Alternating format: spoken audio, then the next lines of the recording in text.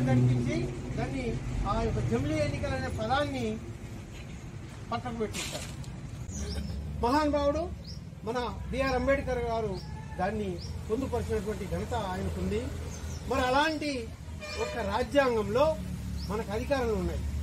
ఏ అధికారాలను మార్చాలా రేపు అడుగుతాం. లాస్ట్ తర్వాత ఏం జరిగింది మరి జమిలీ ఎన్నికలు అంటే అక్కడక్కడ రాష్ట్రాల్లో అల్లకల్లోలు ఏర్పడి మత ఘర్షణలు కానీ అవన్నీ దానివల్ల ఆయా రాష్ట్రాల్లో ప్రభుత్వం 57లో మళ్ళీ జరిగినవి, అవి కూడా జమిలీ ఎన్నికలే. 62లో మళ్ళా జమిలీ ఎన్నికలే. 67లో కూడా వన్ నేషన్ వన్ ఎలక్షన్ తెలుగులో ఏమంటాం జమిలీ ఎన్నికలు.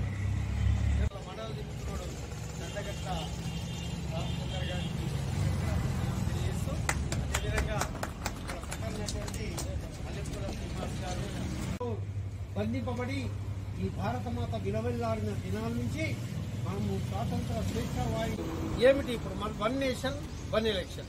స్వాతంత్రం వచ్చిన తర్వాత మనకెమ్మడే ఎలక్షన్ జరగలేదు. ఎప్పుడు జరిగినాయి చెప్పండి, ఎవరు చెప్పగలుగుతారా? 1950